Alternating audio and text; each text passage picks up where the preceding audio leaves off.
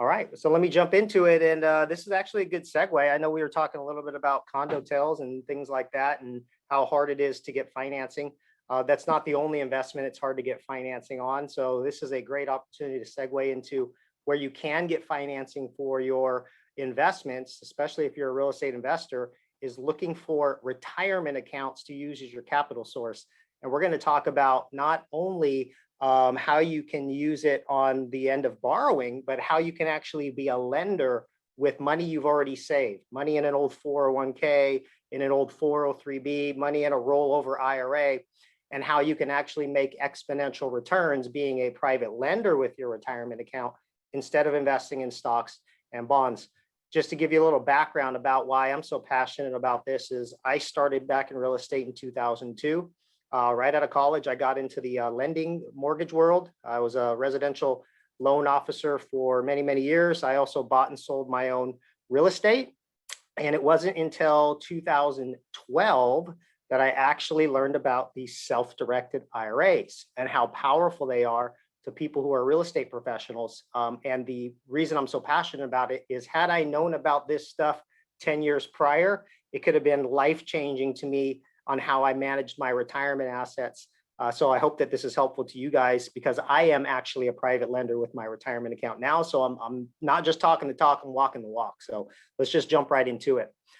First, let me just tell you our disclaimer and tell you who I represent, which is NewView Trust Company. I'm the director of sales for NewView Trust Company, but I'm also a certified IRA services professional, which just means it's a nerdy title for us guys that understand a lot about IRAs and 401ks. So not only do I understand real estate and lending, because I've done that for many, many years, decades actually, I also understand IRAs and 401ks, and I'm certified to teach this stuff. But with a self-directed custodian like NewView Trust Company, we manage retirement accounts, but we don't sell investments to our clients. Our clients have the keys in their hand. They make all the investment decisions. We are just the custodian for their IRAs so that they get their tax benefits that you get with your IRA. I'll talk about the tax benefits here in a second and talk about the different types of accounts that you can utilize in self-direction. But first, before I get in there, I got to define self-direction for people who are maybe new or maybe have heard about this, but really aren't fully aware of what the self-directed IRA is. So let's just define it real quick before we talk about how to lend out of a self-directed IRA and how to borrow from self-directed IRAs. What is a self-directed IRA? Self-directed is actually just a marketing term. So don't get confused that it's some special IRA that fits different rules than the IRA you have at Fidelity. IRAs are all governed by the same set of rules. You've been able to do the same things with an IRA ever since 1975 when IRAs were first used. When it comes to IRS rules, the IRS does not tell us what we are allowed to invest in with our IRAs. They only tell us what we're not allowed to invest in, and the list is really short. It's just two things, and I'll tell you what those two things are in a second.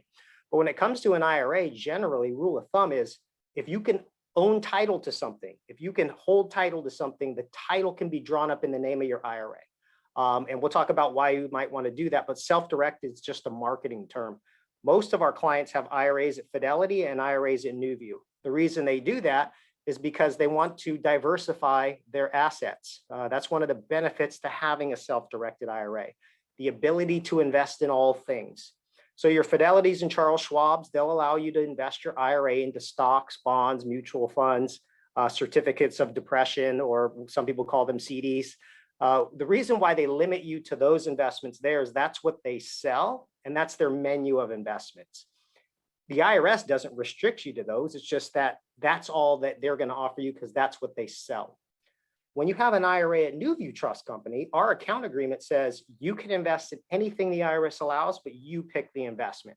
We'll be here when you need to sign off on the investment. We'll be here to hold it in your IRA. We'll be here to give you distributions when you request distributions, but you have to find the investment. So when you have an account agreement like that, you can invest in all things. And I'll show you what things our clients like to invest in on the next slide. But diversification is one of the key benefits to having a self-directed IRA, is it allows you to invest in things outside of the stock market. The biggest thing with self-directed IRAs, though, or just IRAs in general, is the tax savings that you get with IRAs. IRAs by definition are tax exempt trusts.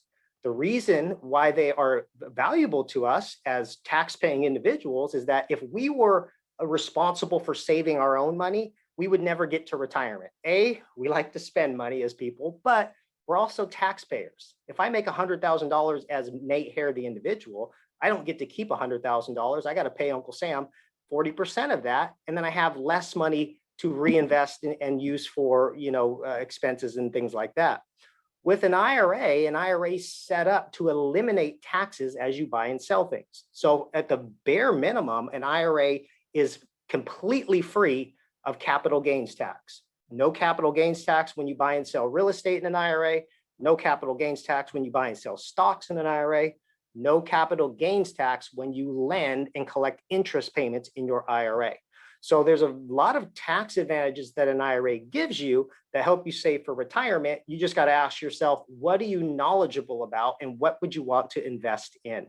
Some scary numbers, just to give you a kind of a airplane view of retirement accounts in general, is there's roughly $35 trillion in retirement accounts, 35 trillion with a T. That's the largest source of Americans' wealth. Of that 35 trillion, 12 trillion is in IRAs. That's the largest source of America's retirement. 97% of that is invested in traditional assets, stocks, bonds, mutual funds, CDs.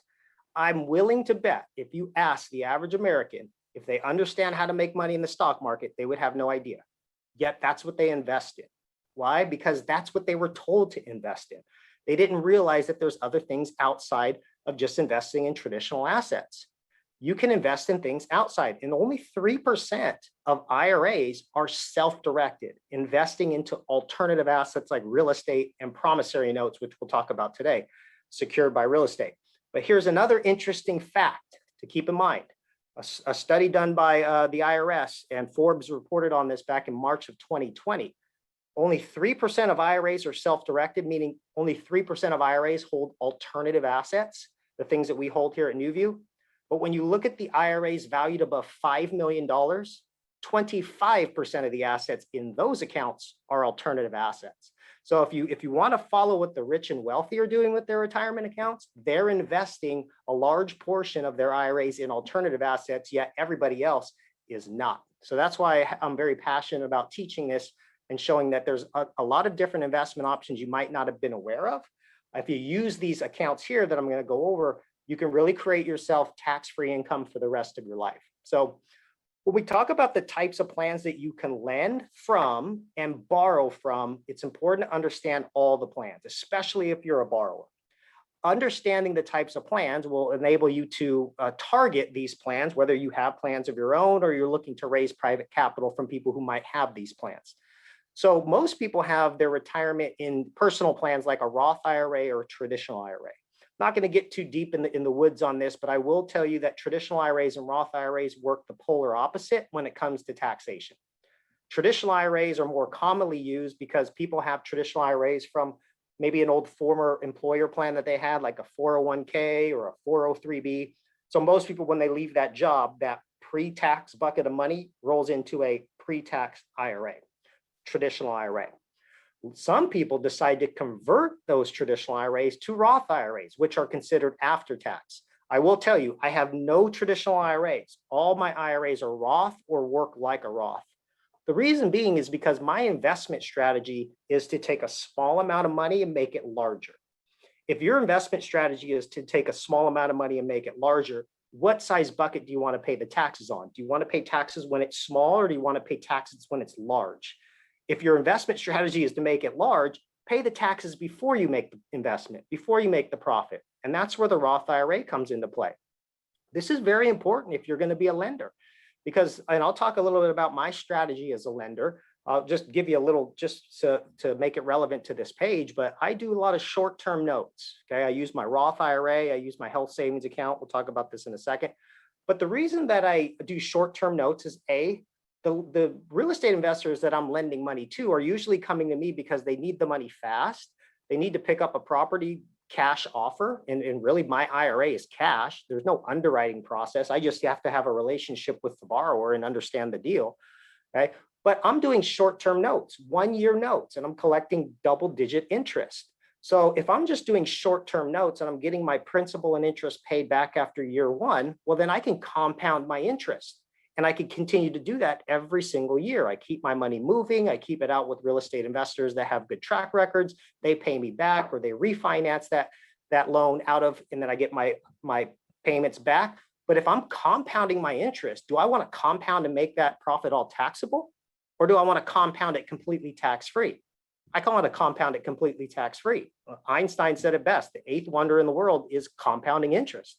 So if you're looking at your strategy as a way to, say, hockey stick your growth, think about what type of IRA you use prior to that, and understand that Roth IRAs are probably going to provide you more tax-free wealth.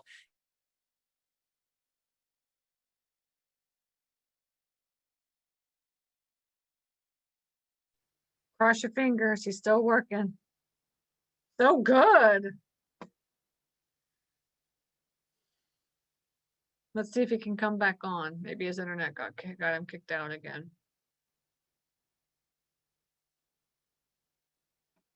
What are y'all thinking so far? Gonna get out there and start a self-directed IRA, or we have self-directed.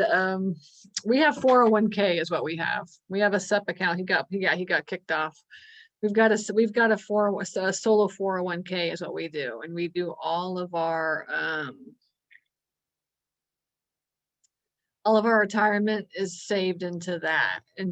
So that's something that we can do. So we can ask him about that. He does solo. He's coming back on good. Solo 401k. We're here. We're waiting for you. No worries. I apologize. It might do that a couple times, and I have no control over it. So I will just do my best. I apologize. Okay. Yeah, no problem. I just had everybody post in the chat, and they said they love it. So you're doing great. Perfect. Okay, so I will tell you, anybody has an opportunity to convert traditional IRAs to Roth IRAs. I think that's where I left off. So don't let your CPA tell you make too much money to have a Roth IRA, because anybody can have a Roth IRA through conversion. And what I mean by that is you can make contributions to a traditional IRA regardless of how much you make. And now, since 2010, you can convert to a Roth IRA regardless of how much income you make. So everybody has an opportunity to have a Roth IRA. And I'm actually teaching a class this Wednesday. If you're curious, I'll type the link into the box at the end, but I am teaching a class on Roth conversions this Wednesday. It's free to anybody who wants to attend. So these are your personal plans that can be self-directed. Hence, you can use them to loan, or you can borrow from other people's personal plans if you have the people in your network. You can also self-direct, lend and borrow from SEP IRAs, simple IRAs, or even your own individual 401ks. These are the plans that self-employed individuals have. So if anybody is a full-time real estate investor, you work for yourself, these are great plans to stash money into that Uncle Sam can't touch. I will tell you, the Roth 401k or solo QRP is one of the greatest tools if you qualify for it. I don't have too much time to go over how these plans work specifically, but I will tell you the main thing with these plans is the amount of contributions you can make far exceeds the contributions of your personal plans. So for instance, the SEP IRA, you can make contributions up to, say, $58,000 a year, versus the contributions you can make to a traditional or Roth are limited to $6,000 or $7,000 a year. Now, don't get confused with contribution and profit. Contribution is what you put in each year as a contribution out of your pocket. Profit's unlimited. So I'm a big proponent of putting less money in and letting the investments beef the account up through profit. So you're never limited on profit, but you are limited on how much you can put in as a contribution. Some of our savvy self-employed individuals, what they do though, if they really like a Roth IRA, but they're self-employed, they'll actually make a large contribution to a SEP IRA because they can, say $58,000, and then they just convert that to a Roth because they can. So it doesn't matter what your income is. So if you want close to $60,000 in a Roth IRA, it could be done. They call this the mega backdoor Roth. That would be making contributions to a SEP and converting to a Roth, or making contributions to a Roth 401k or solo QRP and doing what's called in-plan conversions. Don't want to bore you too much with IRA lingo, but that's just a way that you could stash a lot of money from Uncle Sam and utilize them to lend. And I'll get to case studies here in a second.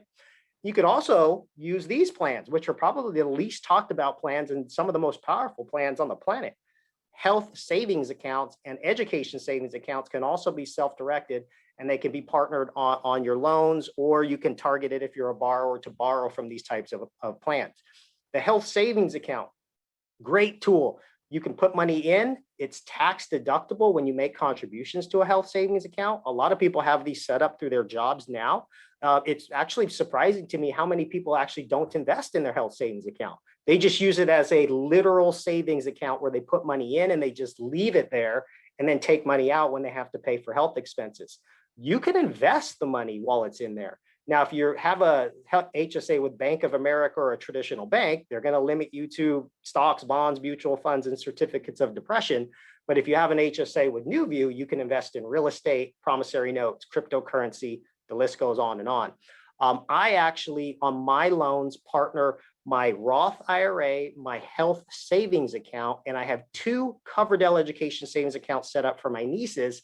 And on every loan I do to a real estate investor, those are listed as lenders. It's not different notes, it's one note, but each of those accounts have a pro rata percent interest of that note. So when the borrowers pay me back interest or they come back to NewView, the pro rata portion is split up between my Roth IRA, my health savings account, and my niece's education savings account. But the difference between the health savings account and education savings account portion of the profit is I can take the money out today if I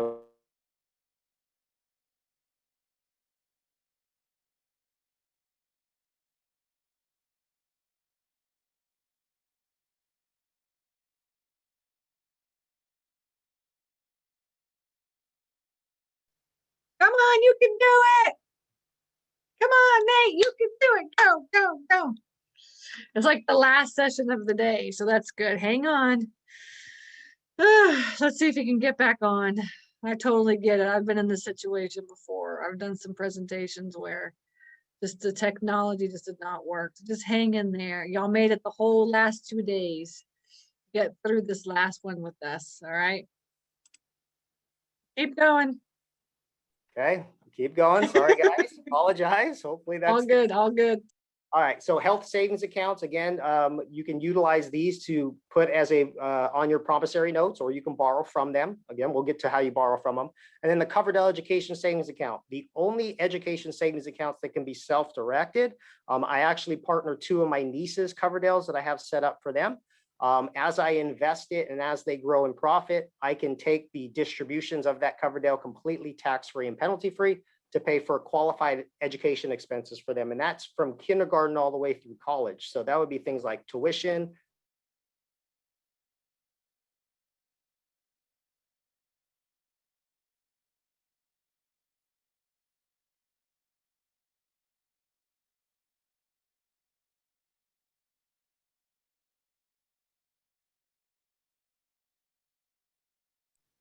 All right. Let's see if it's coming back on. I went so frustrating. I'd be frustrated with him, but he's doing good. He's hanging in there. I would definitely sign up to go and do their sessions because I know Nate and Lisa very well. That's true. Yeah, turn off that's a great idea. Thank you. Nate, turn off your video. Don't turn your video on and just talk. Okay, I'll try that. Hopefully that Okay. works. I apologize. Okay, that's okay. Go ahead. Keep going. Okay. All right, so let's just go on to the next. I know I'm running a little short on time, but these 7 plans are the ones that can be self-directed, and I myself actually partner different plans together. The reason why gives me more buying power when I'm lending out, but it also gets multiple buckets working that fit different purposes for me. My Roth's for retirement, my health savings is for today, and my education savings is for my nieces, or if I had kids, it would be for my kids too, and that's also could be used today. So when we talk about lending and borrowing, first, we got to talk about the restrictions. The restrictions are very important when you talk about self-directed IRAs. The restrictions are on IRAs altogether. There's no restrictions that are in self-directed IRAs that aren't in normal IRAs. The only reason is you don't hear this from Fidelity is you're only buying stocks and bonds and things on Wall Street. When you start self-directing your accounts, you have to understand the people you cannot do business with, or your IRA cannot do business with. The main restrictions are the people restrictions, or what I call the disqualified people. These are people that are restricted from being on the other side of your IRA's transaction. Okay, and this is very, very important when you talk about lending and borrowing, because the biggest thing you got to realize is that you cannot use your IRA to loan to yourself.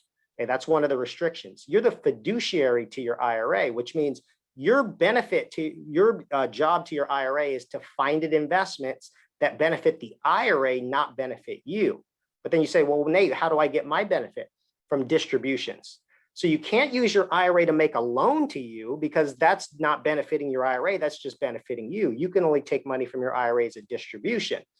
And there's other people that are equally disqualified as you. So just remember your relationship to your IRA. You're supposed to make it grow with investments, but you can't use it to self-benefit yourself or self-deal to yourself. There's other people that are equally disqualified to you. I'll just let you guys memorize the list and then I'll move on. That's just a joke. I don't intend for you guys to memorize this, but I will summarize this. And I will just say, you don't have to be the expert on this. Just call me or email me if you ever have a scenario that you think might be in the gray area. But when we talk about disqualified people, if we're talking about my IRA, the people that I cannot loan my IRA money to would be myself, my spouse, my lineal ascendants and descendants. So that would be parents, grandparents, and then kids and grandkids all the way down, and my kids and grandkids' spouses. And all this mumbo jumbo here, it's all the entities those people are associated with. So anything that you own, control, manage, or are highly compensated by. So it's really specific to family members who would most likely inherit your IRAs upon death. So myself, if I die, I'm probably going to pass my wealth to my spouse or my kids. That's just the line of inheritance. So, and when you pass that on, it turns into an inherited IRA. So as far as the IRS goes, all of those people are equal fiduciaries to my plan as myself. So I can't use my IRA to loan to my son, who might be a real estate investor, because if I die, he's got an inherited IRA with a loan to himself. So you can see where the problems lie in that. Now, this is not to rain on anyone's parade, because truthfully, you should be looking outside of family to do loans to. There's a bigger network, and especially with Real Estate USA or REI USA, you should be looking to your left and right and seeing other investors. How can I participate in their deals using my IRA? And then how can I unlock other people's IRAs to fund my own personal deals? You should never be thinking about how to loan it to myself, because you're just in a hamster in a wheel at that point. Utilize your network on how you can put your money into theirs deals passively, but also unlock other people's IRAs to fund your own personal deals. So it's always a two-sided coin there. What the people can't do is, again, we're talking about loaning, so we'll just stick to that topic, but there's other things you can't do, or as a fiduciary, you can't do. You can't buy your own assets with using your IRA. You can't sell property to your IRA that's owned by you. You can't trade assets. Again, that's pretty self-explanatory. You can't loan to your IRA or take a loan to your IRA. I think people pretty much get the point on that. Just remember the disqualified people. Those are the people you cannot loan or borrow from their IRAs. And then the investment restrictions, the things the IRS says they don't want in an IRA, here's the list. 2 things: life insurance contracts and collectibles. So be careful when you're talking to Fidelity and you say, hey, I heard this guy speak and I want to use my IRA to go loan on real estate. A lot of them will say, whoa, you're going to pay all sorts of taxes to do that. You don't want to do that. What they're envisioning you doing is taking money out of your IRA as a distribution and then going and loaning on. That's not what you're doing when you're using your self-directed IRA to make loans to investors. When you're doing that, all you're doing is really transferring money from an existing IRA that you have to a new IRA that you have here in NewView. So there's no taxable event by just moving it from one IRA to another. And then what we do here in NewView is, when you find a borrower or somebody that you want to loan money to, you draft a promissory note or have an attorney draft a promissory note. The lender lists your IRA as the owner or as the lender, and we're exchanging your asset of cash for an asset of a note. And then when that note pays off, it goes back to an asset of cash. So we're not distributing the money in any way. It's not a taxable event. You're just buying and selling a note, just like you would buy and sell a stock. So again, you can invest in all sorts of things. These would just be the 2 things that you can't put in your IRA. Here's the things you can put in your IRA, or just some of the things that we see most commonly at NewView. We see people buy real estate, foreclosures, tax liens, apartments, real estate options, condominiums, land. Commercial property, condo tails if you wanted to. The list doesn't stop here. This is just some of the most common options. Uh, Truthfully enough, more clients actually choose to use promissory notes as their investment because they prefer to be more passive. That's what I like to do. I don't want to have active investments sometimes in my IRA because it causes me to do more work. I don't want to deal with toilets and tenants when it comes to my IRA assets. If I'm a real estate investor, I want to focus my sweat equity portion on those investments that generate me income today. But when it comes to my IRA's investments, those are investments I put on the shelf. I just want to continue to grow those without worrying about those. So more clients actually prefer to be passive with their retirement and invest in secured notes, secured by property. If they're crazy, they'll do unsecured notes. I'm not a big fan of unsecured notes. I've never done one and I never would, but I know that there are some clients that do it. You're not restricted from doing any, but there's even opportunities where I've actually done a loan to a real estate investor using my self-directed IRAs. And we actually did what's called a shared appreciation note. This is like a matrix between a simple interest note and a note that you get equity on. It's actually a phenomenal tool and can actually be a win-win scenario, especially for, say, a borrower who's got kind of a weird deal. I'll just give you a story real quick. Actually, I'll save that. I'll save it for the case study, how I did a shared appreciation mortgage, which was different than a simple mortgage, because it'll be more clear once I go through the case studies. But you can also invest through private entities too. You can take your IRA and invest into a trust where your IRA is the beneficiary of a trust, and that trust can actually lend at that point. Some people like to use trusts in this situation if they want more anonymity. They don't want their name out there on public record. If you're a lien holder and your IRA is the lien holder, people might be able to look up your name, and some people like to have a lot of privacy. So, hey, however you want it set up, we're not going to tell you how to set it up, but some people use trusts in that situation. You can also do some passive investing through joint ventures too. Now, this is a little bit different. There's different scenarios where you might use a joint venture. You want to be cautious. It's a little less secure, I would say, a joint venture. But let's say that you've got money in your IRAs or somebody has money in their IRA that's not a disqualified person. And instead of a lender-borrower position, you want to put them in a partnership position where the IRAs are the capital source and you're the sweat equity piece. So if you're the sweat equity piece and you've got somebody who's non-disqualified who's got money in their IRA, you can set it up as a joint venture. Now, joint ventures are a little different. You don't have a lien on the property, but you can orchestrate it in a way to where there's a win-win scenario. I've seen people who buy property and do a joint venture instead of a lender-borrower, and they split profits 50-50 as profits come in. That's a way to take some private capital from an IRA and make a win-win scenario. So that's one way, or you can invest in other entities like limited partnerships or LLCs for that matter.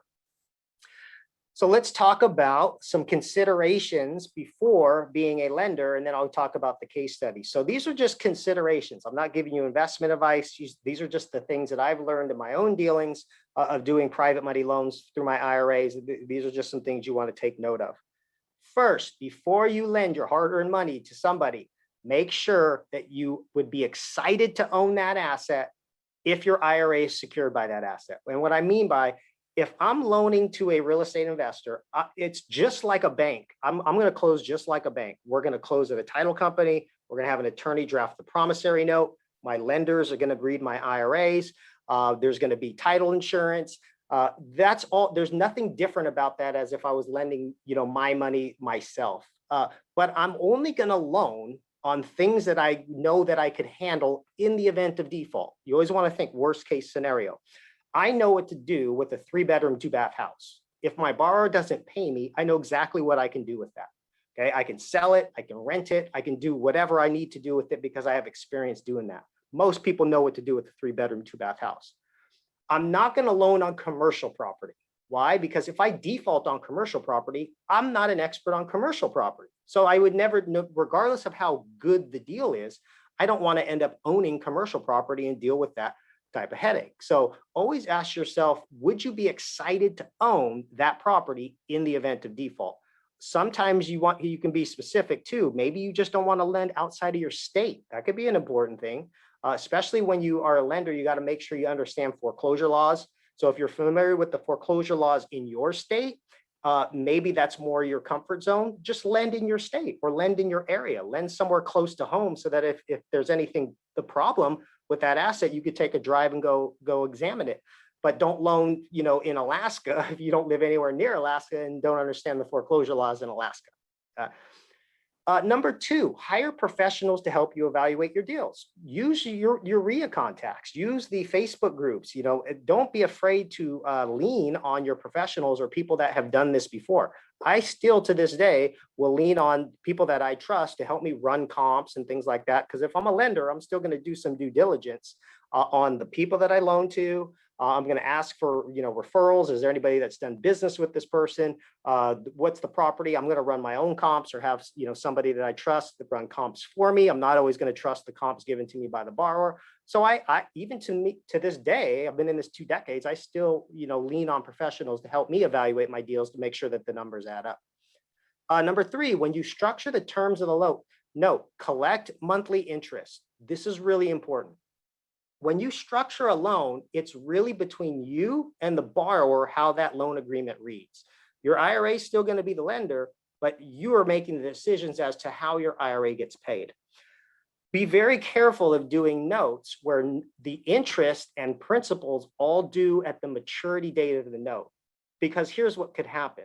Let's say that I do a loan to a real estate investor and I know that they're flipping a property and maybe it's going to take a long time to get the rehab done. I may work with them to where I give them a couple months, no interest, but I'm not going to go the full term of the loan without collecting interest, because if I go 2 years on a note and there's no interest due in the form of monthly payments, how can I ever call that loan in default, even if I know the borrower's in trouble? So sometimes collecting monthly interest is not so much of an income producer, but it's a way to gauge whether or not the borrower is performing. If you're not asking them to make payments, it's probably very hard to call that loan in default, even if you know they're in trouble. So collect monthly interest so you can gauge whether or not the borrower is performing or not.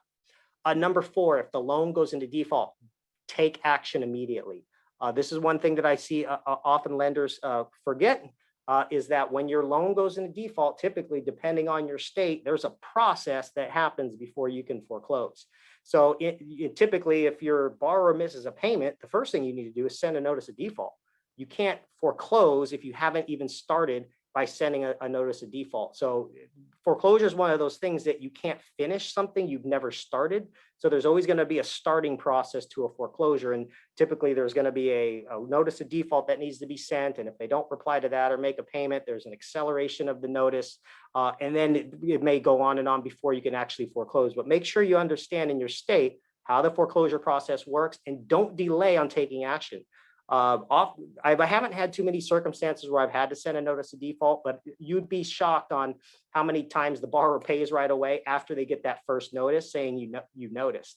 If you don't send them anything, they might think, well, I guess they're not paying attention. So again, if you're going to use your IRA like a bank, you want to think like a bank. A bank does not delay when you miss that payment. They're going to send you a notice in the mail or send you an email. So make sure that you think like a bank if you're going to use your IRA like a bank. Be careful how much you upfront for large rehabs. Be careful, because here's a scenario that can get you into trouble, I think, if you're a lender. If you say have a investor approach you and they need $100,000 to buy and fix a property, $70,000 to purchase it, $30,000 to rehab it, and let's just say the ARV is $150,000. If you give all $100,000 at the beginning, $70,000 to buy it, $30,000 to rehab it, and then life happens to that borrower. Let's say they get in a car accident the next day, or they die, they get sick. That can happen. You got to be cautious of that. If you've already given them all the money to rehab it, and that money is gone because maybe they died or they got sick or they can't pay that back, well, if you foreclose, what still needs to be done? The rehab.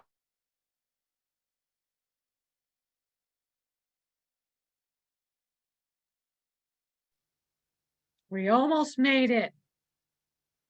We're sitting on the edge of our seats, trying to figure out how we don't have to pay taxes. Everybody's still there, right? We got a couple of questions. We'll make sure we get these answered at the end too. All right, he's going to come back. I know he is. I feel it. I feel it in my bones. Okay, good. We're almost done. Just a couple more minutes. There he goes.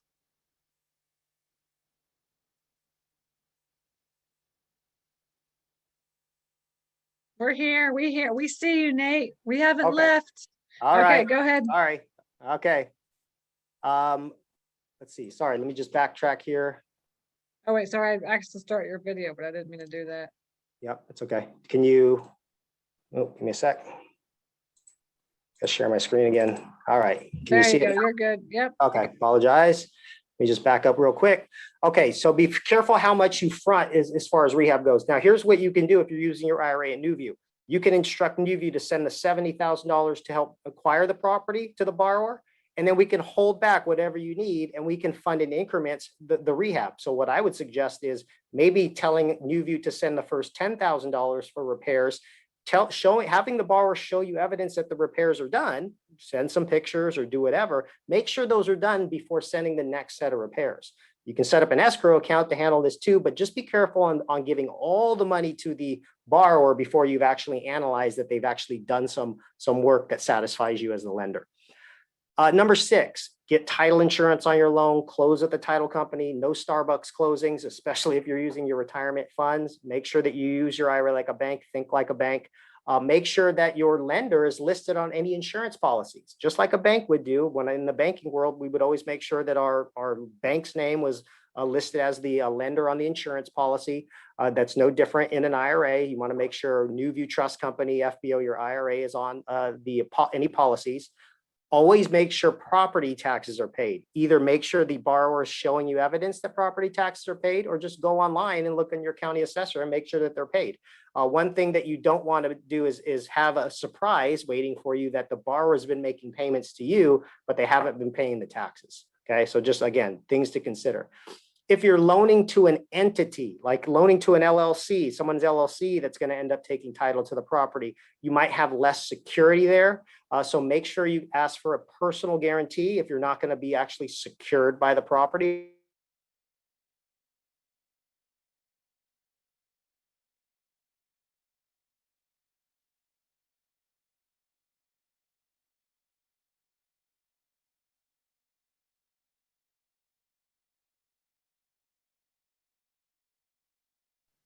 Okay. Let's see what happens.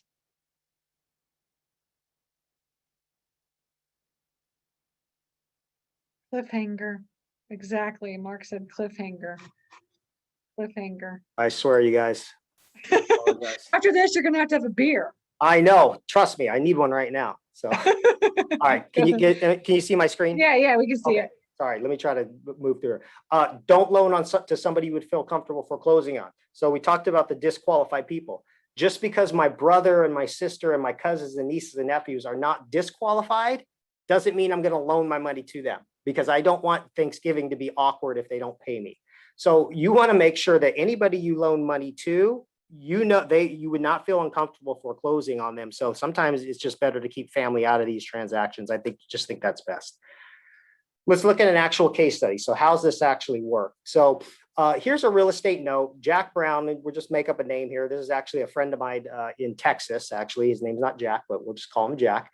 He had $100,000 in his IRA, and he met an investor at a local RIA who had an investment that he needed $100,000 to buy, and the ARV was 140. So from that point on, he's got money in his IRA. It's up to them, the IRA owner and the borrower, to strike up the terms of the deal.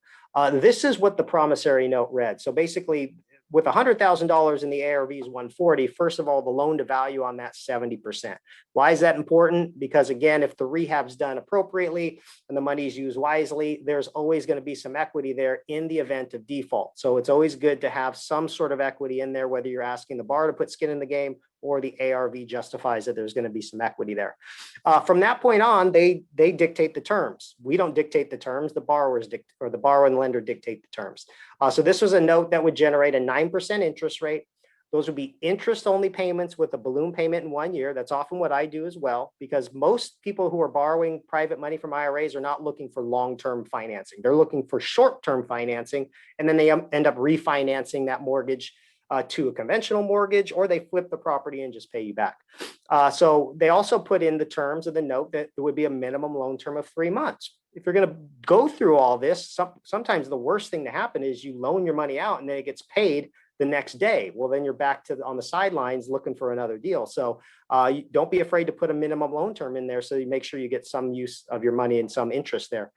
They put a 1% origination fee up front, and the buyer, or the borrower in this case, agreed to pay all the legal and new view fees. This is real important to borrowers. If you're going to borrow money from a bank, banks have fees, right? Even traditional banks are going to have 3% lender fees wrapped into the note. And if you go to a hard money lender, it's going to be much more than 3%. When you have a lender who has an IRA, they also have some administration costs in the IRA. So we have transaction fees and some administration fees, but they're a lot smaller than 3%. Typically, the fees to process this type of transaction would only be a couple $100s for the entire year. So if you're a borrower, you want to make this smooth and painless on your lender. And one of the ways to make it smooth and painless is understanding the steps, but also paying their fees. It's a tax write-off for you, most likely, but don't expect the lender to pay fees when you would have paid fees otherwise. I think you're getting a great deal by using money, using tax-free dollars from somebody and actually borrowing money without, this doesn't touch your credit. I mean, there's no underwriting process here. It's just whether or not Jack Brown feels comfortable loaning money out. So, here's the point of this is when you look at this from a IRA's perspective, let's say it's a Roth IRA, is 10% interest pretty good secured by real estate? I'd say all day long. People would love to take 10% if they knew that they were guaranteed 10%. You don't have to look at CNBC to figure out if your stock went up or down. Every month you're going to get an interest payment based on the interest in that note. And then if you pay the lender and borrower fee, if their borrower's paying your fees, then again, it's just a flat 10%. You don't have to worry about minusing that out. But if you're a borrower, does this work well for the borrower paying 10%? I would say, heck yes. There's no money out of his pocket on this deal. He's borrowing completely free money that doesn't take his credit or income to tap into. If he's tapped out with his 10 loans, through conventional financing, this might be the way to go. But if you are a borrower and you can borrow money at 10%, put no money out of your pocket and walk away with 40 grand on every deal, how many of these deals would you do? You would do every single one of them. You would buy as many houses as possible. The only catch is you've got to find enough people that have IRA money out there. And it is a relationship business. And we'll talk about how you can tap into it. But this is just an example of how a borrower approached a lender, Jack Brown. He had money in his IRA and created a win-win scenario where the borrower used all Jack Brown's IRA money and Jack Brown made a good 10% secured by property. And they've continued to do, I will tell you, they've done about a dozen deals since this deal. This was just one of their first deals. So again, paying your money back to the lender is always going to make a happy lender and then wanting to do more deals with you in the future. Here's how the process kind of works, just airplane view.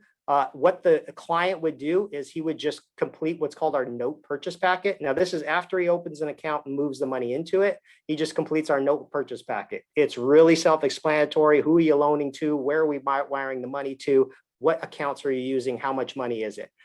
From that point, we also need a copy of the note. If you're closing at a title company, we just need a copy. And all we're looking for is that the note properly lists your IRA or IRAs as the lender. So if you have an IRA here at NewView, the lender should read NewView Trust Company. FBO stands for the benefit of, your name and account number.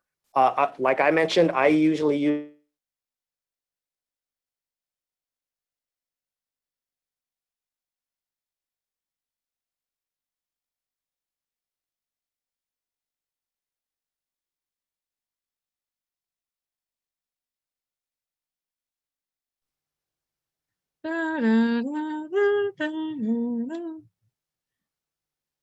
Hang in there. It's really good information. This is something that not a lot of people understand. So thank you for hanging in. You got to get this. Everybody's got to get this. Okay, perfect. We're here. Okay. Sorry, and what I'll do is I'll send everybody this slide deck so you guys can have it, because I apologize for the in and out of the internet. So we could plan for you to do another webinar later too. okay, Okay, perfect. Okay. So basically all we need to fund a note, really easy, the purchase packet and a copy of the note. Jack Brown approves all the closing documents. We sign whatever needs to be signed as the lender, and then we wire the funds to the title company. The deed of trust is recorded by the title company and held at New View, along with the original note and closing documents, and that's our evidence of the investment. So just like Fidelity holds stock certificates, we hold notes and deeds of trust and anything that the agreements are based on. But again, utilizing your IRA to hold notes can be a much more powerful investment vehicle if you do it right. And get your money out there working in your own community. So remember, key points to remember: you can't loan money to yourself or other disqualified people. You and the borrower are free to set your own loan terms, and IRAs can loan money unsecured or secured by other assets than real estate, such as equipment or mobile homes. So a lot of people that buy mobile homes actually like to use private money, because you know how banks are really stingy about loaning money on mobile homes. We even mentioned it earlier on the past presentation about condo tails. I know from my experience in the lending business, condo tails was kind of ones we stayed away from. Well, when it comes to private money in IRAs, it's really up to the borrower to decide whether or not they're comfortable on it. So if they're comfortable lending on it and secured by it, then maybe that's a route that you go for some of those hard to finance deals with conventional financing. And remember, just as a reminder, you should be looking at private money anyways with retirement accounts, because there's $35 trillion in there, and very little of it is actually used to fund these deals because it's just not widely known. So from the borrower's perspective, here's some things that you want to keep in mind before you actually borrow money from somebody's IRA. One is using private money as a relationship business. This is one of the most powerful things that REI USA brings to the table, is the ability to bring real estate investors together. And when you are using your money as a private lender from your IRA, you can't come to New View and say, what people do you have that are looking for money? Because we're actually not licensed to do that. We can't put borrowers and lenders together. So REI USA is a great tool where you can leverage your relationships there and really use your money that you've already saved there to start investing in other people's deals.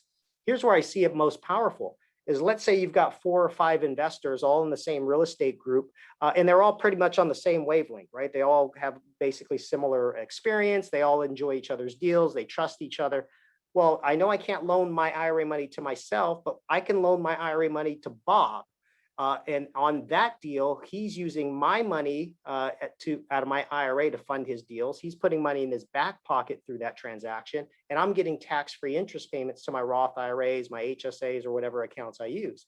And then maybe Bob has an IRA and he loans to Janet, and Janet has IRAs and loans to Andy, and Andy has IRAs and he loans to me. Well, all we did there is we just created our own private bank using money that we already have established in IRAs. So instead of investing in the stock market, why don't we just invest in each other? The other good thing too, and I didn't really mention this, is it's such a socially conscious investment. To me, I actually enjoy lending to real estate investors because it gives me more warm and fuzzies than investing in some nameless mutual fund. Because I know each time that I loan money to a real estate investor, I know, A, I'm secured by the property, so I sleep at night. But that real estate investor is using my money to do a lot of things. First, they're acquiring a property that's an eyesore in the neighborhood, or the grass is overgrown, the gutters are falling down, the property's been vacant, the parents tell their kids don't play in that yard. Those are the properties that these real estate investors are buying. And with my money, they're buying it, but they're also putting people to work to help rehab it. They're hiring contractors, the contractors are hiring subcontractors. All those people are using my money to go back into local businesses and buy lumber and buy paint, to go to Home Depot. And then when the property's done, they throw up a white picket fence, and then they sell the property to a family that's looking for the American dream of home ownership, or they rent the property. Whatever the end result is, it's putting somebody in a home, and then I get my money back and I say, let's do that again. That's a great opportunity to invest in your own community and get double-digit returns at the same time. And you could really target different areas of your community if you wanted to. I like to invest near where I live because I know indirectly my retirement investment through a loan is indirectly making my community a better place to live and play. As I'm helping investors increase the values of the properties in my neighborhood, it's also increasing the property values of the other investments in those neighborhoods. So there's a lot of social benefits to directing your IRA in this fashion that I think you don't see investing in some mutual fund or some ETF or something like that. Number two, if you're a borrower, become knowledgeable about the process. I will say it helps to have your own self-directed IRA. I could be a little biased in that, but I just think that it makes a lot of sense if you have a self-directed IRA and you're already doing investments through it. Maybe you're an actual lender. It's easier for you to talk to other people about the process because you could say, here's how I do it when I lend. And if you're borrowing, here's how we can set it up to create a win-win scenario. I just think it's an uphill battle if you're trying to tell people to have self-directed IRAs to make loans to you, and then you don't use a self-directed IRA yourself. It's just a weird conversation, I think. So having your own self-directed IRA, gives you a little credibility, but also forces you to understand the process as you invest. So it's just going to unlock more doors for you. Number three, gauge the level of risk tolerance for each individual lender before you structure the deal. Here's what I mean by that. If you have a potential lender who's got money in a retirement account and they're 35, that person has a different risk tolerance than somebody who's 75. So be very cautious on using somebody who's, say, past retirement and it's their entire retirement that you're asking to borrow, because in the event that they need money back and you're not done with your deal, it's going to be a hard situation, right? Dealing with somebody in their late 70s, they might need to go to the hospital. They might need that money back, and you don't know when that might happen. But they're also a little bit more less tolerant to risk at that point. So make sure that you are leaving them something in the event that something happens, that you're not struggling to get them money back before you've even finished your rehab. But when you're dealing with somebody who's a little bit younger, again, they're going to be a little bit more risk tolerant. So you've got to gauge that as a borrower and look at each individual differently and find out what's more relevant to them. Here's the other thing too. People that are in retirement might give you better deals because they're not looking for home runs. They might be satisfied with getting 5 or even 4%. Because if you're talking to somebody who's in retirement and they've been sold the idea of security as owning a CD, well, certificates of depression, if they own CDs and they're getting less than 1%, you paying them 4% secured by real estate, that's quadrupling their return that they're getting now. So again, each individual lender is going to have different needs and wants, and you got to identify that if you're going to be a better borrower at that point. And then number 4, the most important thing is protect your lender's interests at all costs, even if you lose money on the deal. Private money is a relationship business. Any RIA that I've been associated with, the word gets around too. So be very careful. If you get money from someone's retirement account and it's in the wrong deal and that deal goes belly up, if you want to continue to borrow money from IRAs, make sure that you make that lender whole. I will tell you a story. I had a client many years ago. He had lost money on a deal. Again, he used millions of dollars from people's retirement accounts to fund his deals, but he had this one deal that just went sideways. Everything happened. There's cracked foundation. There was 2 floods that year. This was in Texas, by the way. Everything that could have went wrong with this house. And he was looking at just selling the house for about a $30,000 loss. But he used all IRA money to buy it. So he could either just say, you know what, sorry, lender, this was just a bad deal. I'm going to have to sell it at a $30,000 loss. So you're going to, be short.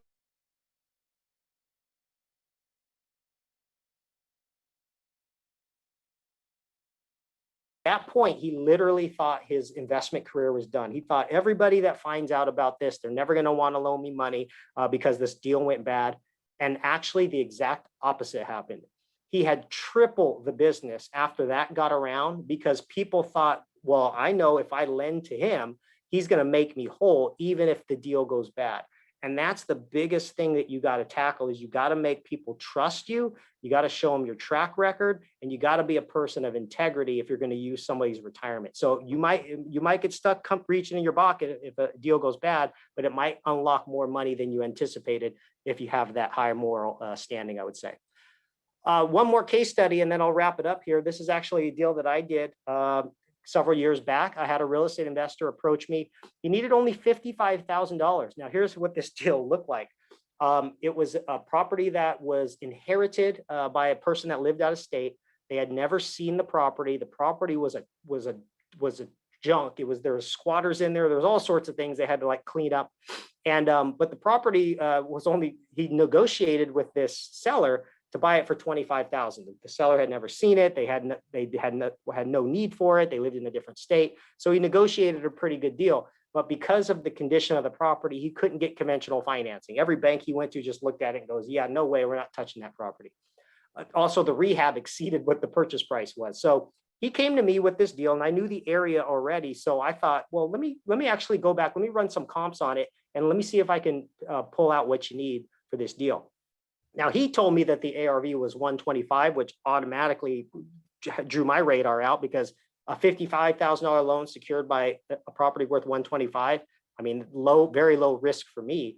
But then when I comped it out through a friend, they actually comped it back and said, hey, he's actually pretty conservative. I comped it at 137. And this person had no interest in the deal or had no stake in the deal. So I thought, okay, let's do this. So what I ended up doing is actually my money was already out on some other deals. So I had a little bit of money in my Roth IRA, but not a lot. There was like $500 in my Roth IRA cash at the time.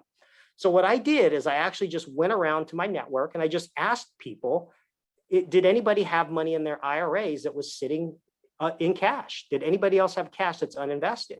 And I came up with 8 IRAs. Now, these are not 8 people that had different accounts. Somebody had a Roth and they had an HSA. Somebody had 2 ESAs for their kids. But basically, long story short, is I came up with, within 2 hours, came up with 8 people, one being my Roth IRA, 8 IRAs, and we all partnered on one promissory note. Now, that's still one lien position.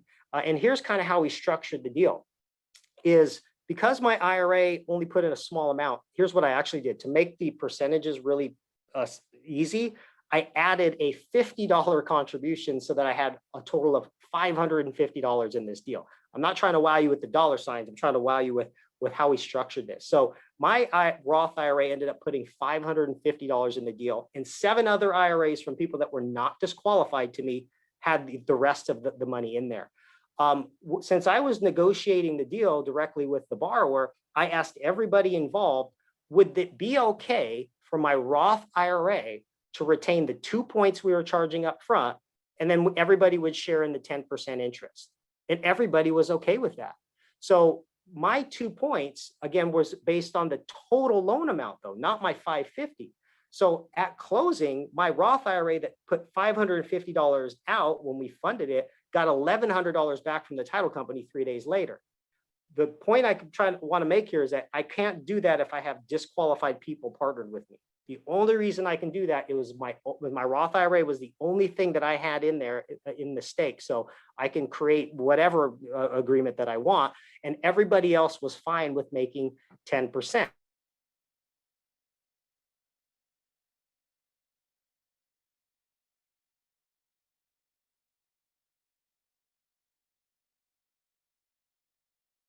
Review and legal fees. We closed in 4 days. It just took us time to draft the promissory note, open title, and we were done.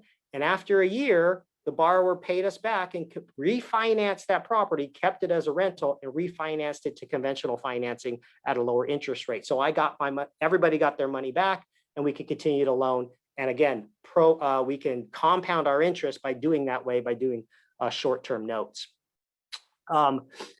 There's a lot of companies out there that do what we do, but a lot of them charge a lot of fees. So what I would do is, as I wrap up, is if anybody's interested in setting up a self-directed IRA or self-directed HSA, or maybe you know people that want to set up accounts and maybe they're not disqualified to you, but you can use their IRAs as a capital source. NuView is one of the most fee-conscious self-directed custodians out there. We're typically anywhere from 30 to 50% cheaper than any other self-directed IRA administrator. But the more important thing is we've been in business since 2003. We're not a new kid on the block. We've got 11,000 clients and almost $2 billion under management. So we're very, very familiar with how this space works. And we're very, very investor friendly because we're run and operated by investors, and I'm an investor myself.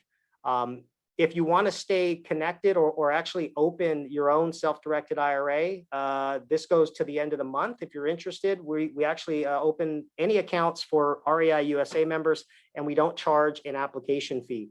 Typically, an application is $50, but if you wanted to set up Roth IRAs, HSAs, however many accounts you want to set up, there's really no upfront cost to do that. So encourage your family and friends to maybe look at this PowerPoint or take a look at some of our additional education to find out if self-direction is right for them. It's worked wonders for me. I know it's worked wonders for a lot of the investors that we have here in Newview that continue to be private lenders all the way through retirement. And one of the powerful things with retirement accounts is, again, is if you could start beefing up your, say, Roth IRAs and your tax-free accounts, once you reach age 59 and a half is when you can take tax-free, penalty-free distributions out of your Roth IRA for the rest of your life. But the cool thing about the assets that we hold here at Newview is when you hold real estate or income producing notes, you can continue to invest even past retirement and just live off tax-free distributions off the interest payments that come into your Roth. So what I always tell people is if you set yourself up like that, you can really create yourself a retirement that includes tax-free income monthly, and you don't get that with stocks or bonds or mutual funds. So just very, very passionate about how these IRAs, that there's trillions of dollars in them, how they can be used from the lender's perspective and how they can also be used as a borrower's perspective. And I will tell you the first case study they have, the borrower that borrowed from Jack Brown in 2000, I think 19 was the last time I actually spoke to him, but he had bought 62 properties that year.